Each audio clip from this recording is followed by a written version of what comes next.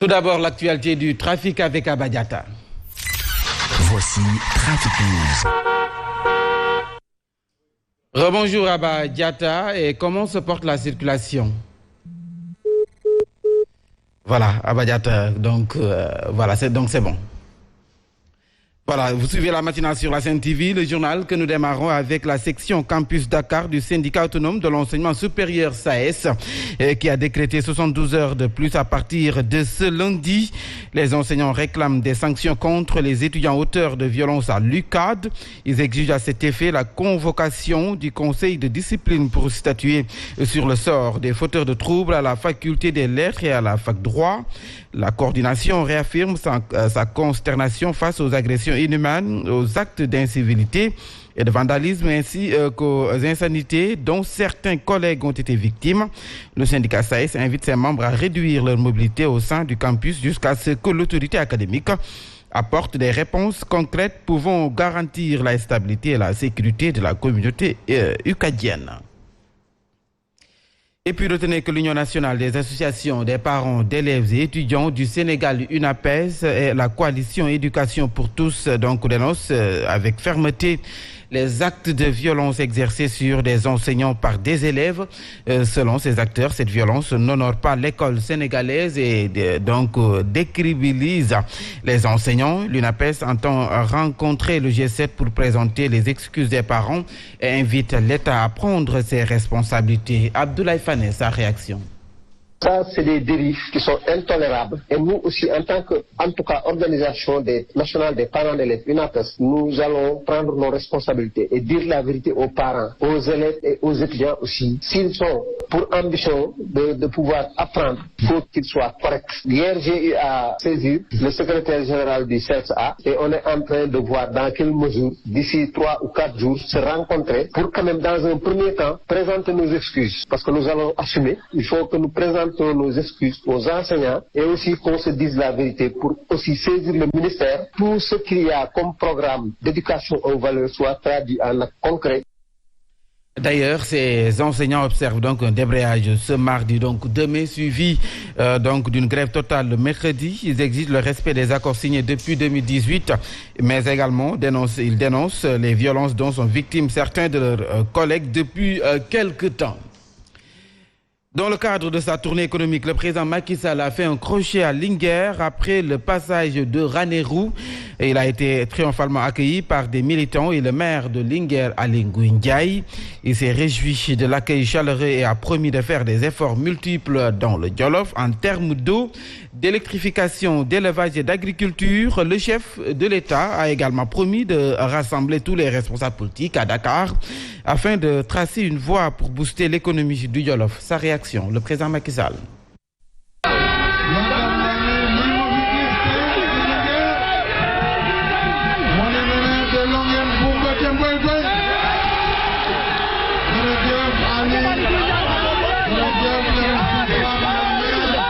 Je n'ai jamais vu une mobilisation aussi forte. Je remercie tous les maires du département de Linguère qui n'ont ménagé aucun effort pour la réussite de ce meeting.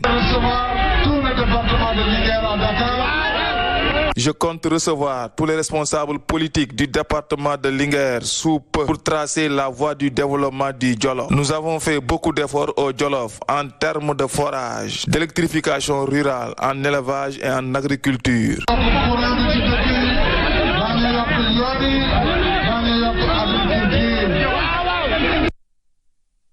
Nous parlons à présent donc de la violence notée sur le cortège du président Macky Sall et celui de Bougane Gueye Dany. La députée de Mbour, Sira Ndiaye, condamne ces actes qu'elle qualifie de barbares et irresponsables qui n'ont rien à voir avec la politique. Elle exige, la députée de Mbour, que les auteurs de ces actes soient punis. Sira Ndiaye, que nous écoutons avec Alioune Badara Sonko. Vous savez, nous condamnons la violence sous toutes ses formes, quelles que soient les personnes ou les groupes de personnes qui le font. On peut faire de la politique et nous sommes en démocratie. Mais comme j'ai l'habitude de le dire, la démocratie n'est pas l'anarchie. Dans une république, en démocratie, on n'est pas aussi en campagne électorale. Le président de la République est en train d'inaugurer des infrastructures qu'il a lui-même proposées au Sénégal. Et il avait présenté aux Sénégalais le plan Sénégal émergent. C'est ce même plan plan Sénégal émergent qu'il est en train d'exécuter par son gouvernement. Donc on n'est pas en campagne. Encore une fois, ces nervis, de tous bords qu'ils soient, nous les condamnons et nous disons non à la vie. Polémique autour de la déclaration de candidature du président du conseil départemental de Mbour au nom de l'APR.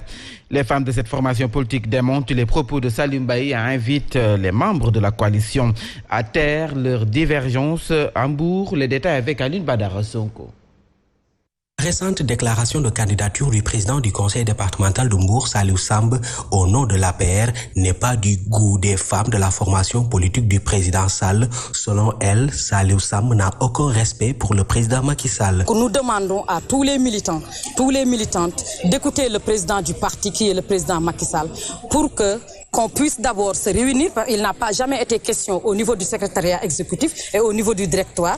Il n'a jamais été question de choisir ou de ne pas choisir une candidature ou un candidat pour le parti. Voilà, parce que justement, ils n'ont aucune discipline de parti. Voilà, donc on a un parti qui nous a demandé, son président, le secrétaire général, nous a dit de l'écouter, de ne rien faire et de l'écouter.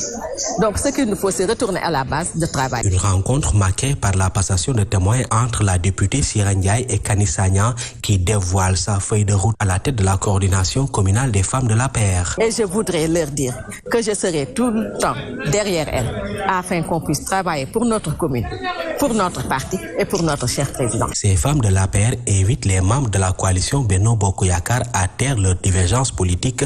Elles exhortent également les jeunes à s'inscrire massivement sur les listes électorales. Nous parlons toujours politique avec la section PDS des Parcelles Assainies qui engage la bataille des locales. Les partisans de Karim Meïssa Wade ont battu le rappel des troupes. Ces derniers exigent du chef de l'État la libération sans condition de leur leader pris en otage par le président Macky Sall. À cet effet, ils ont lancé d'ailleurs le slogan Tout sauf Benno Bokk Yakaar en perspective des élections locales de janvier 2022. Damien, coordonnateur de la section PDS des Parcelles Assainies, au micro d'Alassane Baldé. Pour attirer l'attention de l'opinion nationale et internationale sur les dérives et nombreuses violations que le président Macky Sall et son régime sont en train de commettre sur notre candidat Karim Meïssa Wade. La section communale exige du président Macky Sall la libération totale et sans condition de notre candidat Karim Meïssa Wade, afin qu'il puisse rentrer dans son pays, retrouver ses parents, sa famille politique, au même titre que tous les leaders politiques de ce pays. Au chapitre des prochaines élections locales, la section communale reste ouverte à l'opposition pour mettre sur pied une alternative crédible face à Benno. Le slogan « Tout sauf Benno » est notre credo dans la section. Ayof, Mamadou Gueye et ses camarades jugent le bilan du président Macky Sall insuffisant. Selon eux, aucune avancée n'a été notée, que ce soit le secteur de la pêche, le sport, la question de l'emploi des jeunes, alors que chaque année, la municipalité génère donc plus de 2 milliards en termes de recettes et autres. Il dénonce également le silence coupable du maire par rapport à la question des terres de l'aéroport que réclament les populations de Yoff. Mamadou Gueye au micro d'Alassane Baldé. En 2012, la population de Yoff a contribué à l'électorat qui a amené le président Macky Sall à la magistrature suprême. Aujourd'hui, si on fait le bilan, on trouve que c'est insuffisant. Et je pense qu'il y a beaucoup de choses à améliorer. Si on fait l'analyse du bilan de la gestion communale, on peut se focaliser sur beaucoup de choses, notamment au niveau de la pêche, au niveau du sport, au niveau, par exemple, de l'économie et de l'emploi, surtout des jeunes. Nous disons que cette gestion de la commune, on a problème avec le maire, c'est parce que c'est le maire qui est le magistrat de la cité. Et je pense qu'en tant que avec cette responsabilité, il devait soutenir la population par rapport à ces terres. Les populations de la cité vénérée Mame Diarra Bousso sont encore en colère contre les autorités locales et centrales. En effet, selon elle, une localité aussi prestigieuse ne mérite pas un tel enclavement qui paralyse son économie.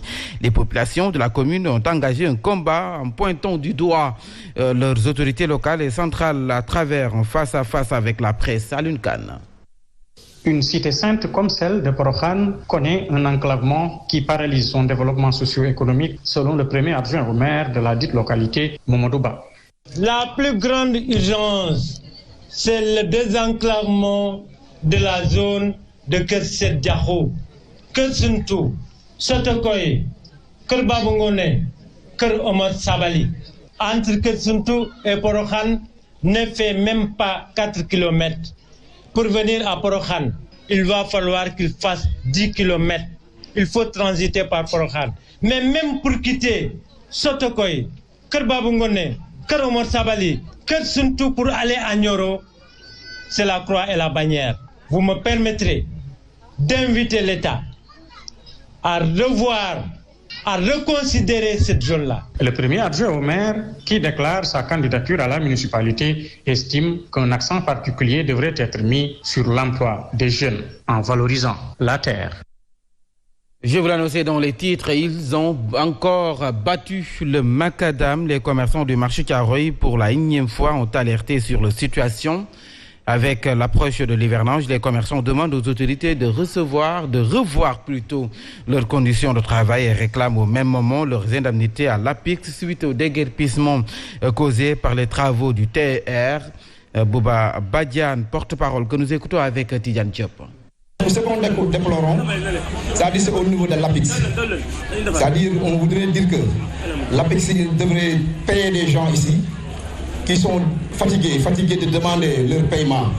Ça fait maintenant 3 ans. La situation en est que, donc on est bientôt dans la saison de pluie. Donc le marché, il n'y a pas d'aller ou de retour, il n'y a pas de chemin à y aller pour travailler. Parce que la saison de pluie, tout le marché